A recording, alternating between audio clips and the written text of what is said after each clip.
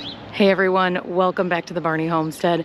We are in the garden today and I am doing what is going to be the final garden tour of 2022. And I'm also going to be harvesting a few things, so I figured I would take you along with me. If you're new here, welcome. I'm so excited you're here. And if you're returning, welcome to you as well. So excited you're here also. So if you are new here, a little bit about me and where I grow. I live in Illinois, I live in the suburbs of Chicago, and I grow in zone 5B. My estimated first frost date was around October 25th. We've probably gotten a frost, but everything in my garden is frost hardy and it is still doing fantastic.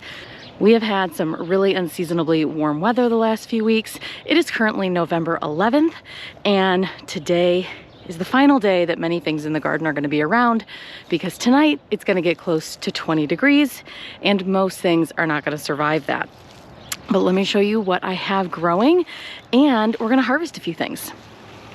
So most of my growing space this fall is in this row here and this row here. As you can see, this third row here, because the sun drops in the sky, is very, very shaded. So I typically don't plant anything there. That is actually why I added this row this year, so I could have more growing space in the fall. But I do have one bed here that has a few things in it, and the first one being this Swiss chard plant. This was planted back in July, and it has just done fantastic. It is huge. I am still able to harvest off of this, but look at the root on this. Pretty incredible. I mean, it's as big as my hand. It's actually putting off new shoots here, but the stalks look wonderful. Again, just really, really gorgeous. And then I did transplant 2 thyme plants into this bed to overwinter them. So those are right here in the corner. So the next row I'm going to take you through has a lot of my lettuces in it. It's one of my favorite things to grow in the spring and fall, just because it grows very quickly, and I do what's called the cut and come again method, meaning that I'm typically growing for the leaves and not necessarily for the head of lettuce. So you can harvest when they get the size that you want them to be, or you can just take scissors and kind of snip them across and they'll continue to grow. So in this bed here, I have what I tried to grow was head lettuce, and it's actually not looking too bad. This is a romaine type of head lettuce. A couple of them are doing well. This one is really, really oversized, but these two are doing pretty well. And then here I have a bunch of cilantro. This is a second succession of cilantro that I sowed that I've been harvesting from as I need it. I just love the way lettuce looks as it grows, and it kind of has this swirl pattern. It's just so pretty. This next bed here is all of my cut and come again lettuce. So on this end and this end, I actually have a bunch of arugula. I love arugula, and it grows really, really well. I've harvested a bunch from this, and I'll probably be able to continue to harvest from this. It's fairly cold hardy, so it might wilt a little bit, but it might come back when we get down to that 20-25 degrees. This lettuce here is my favorite. It's called the Four Seasons lettuce. Delicious, delicious flavor. This is just I think this is called Butter Crunch lettuce, just kind of a green leaf lettuce. A beautiful, beautiful Merlot leaf lettuce. And then this one is actually a salad blend. So it's got some frilled lettuce. It has some variegated leaves here. It's got some red ones as well, some Salanovas, so a good mix. I got some poor germination, but I still got a nice mixture. Just look at how pretty that is. And then this was my first succession of cilantro that I've still been able to harvest from as well, so that's looking pretty good. Now this last row that is right over my shoulder here is what we're going to be harvesting from today, because I have a few things that are needing to come out of the garden.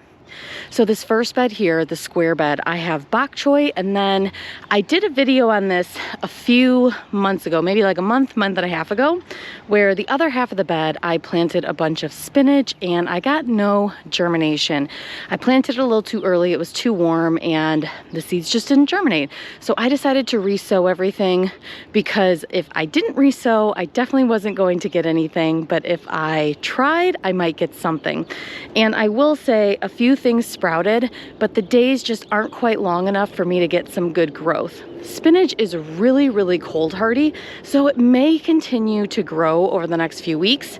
Again, I'm gonna leave it, but you'll see the leaves, there's probably only 4 leaves and they're itty bitty teeny tiny, but you know, I tried. So again, here on this side of the bed, I have my bok choy. It's looking really good. Bok choy is pretty cold hardy in my experience as well, so this might survive that frost that we're getting. And then, as you can see, my spinach here, which is so tiny. So not quite sure if I'm gonna get anything from this, but you know, at least I tried. This looks like a volunteer chamomile plant too.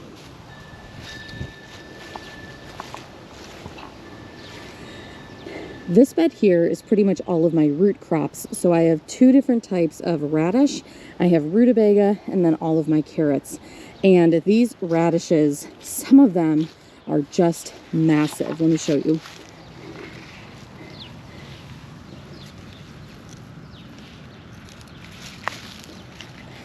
This is a French breakfast radish. It is very, very big for its size. It should not be the size of your hand. But I am going to harvest a few of these because, again, I have some really big ones in the garden here.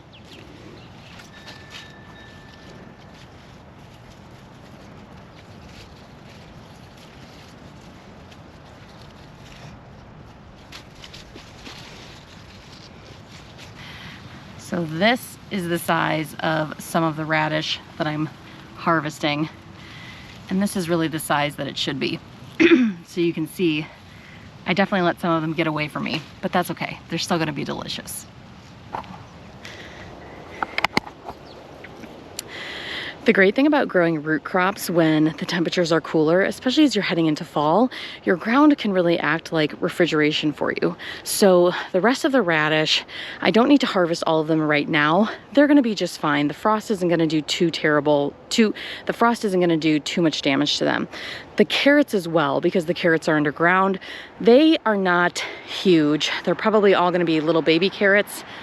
I really have trouble with fall carrots, and I planted them a little bit late again.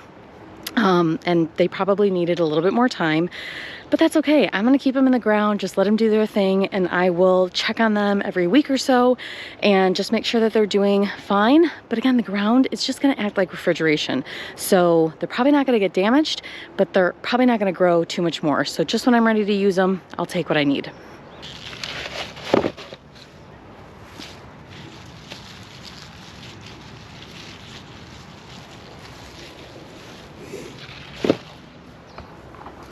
So in this last bed, I have my leeks and I have nasturtium. And I'll show you the nasturtium, and then we're gonna harvest one of the leeks. And again, those, I have never grown leeks before, so I'm not quite sure what the frost is gonna do to them, but I'm gonna harvest 1, maybe 2 of them today, chop them up and freeze them so that I can use them down the road. And then I'll kind of see what happens after it gets really cold tonight. But these nasturtiums have just done incredible this year. I planted these, they are still blooming, still flowering. I planted these all the way back in, gosh, I think April, and they have continued to grow and bloom all spring, summer, and fall. And I've just been really pleased with them. They have completely taken over the walkway, which I'm okay with. And again, they just brought so much beauty to the garden.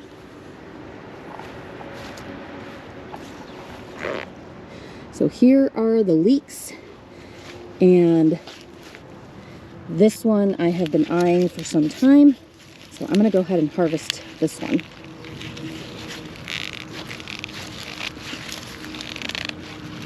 Maybe I'm not going to.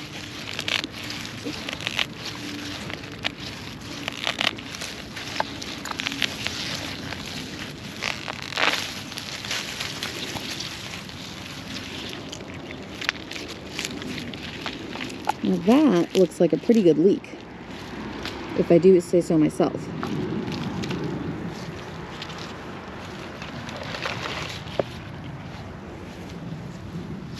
Let's see if I have any other that are ready to harvest. This one can probably come out too.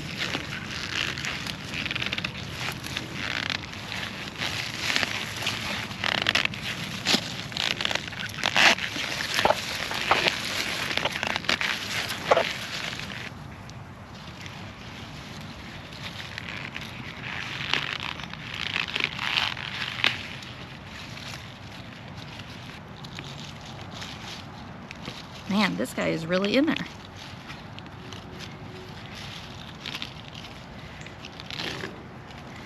Okay. Well, the whole top broke off. That's gorgeous. The whole top broke off, but that's okay. You don't eat the tops. You eat the light green and white parts of it. So that's totally fine, but wow, they smell amazing. Again, never grown leeks before, but super happy I tried them. And we'll see what I end up making with them.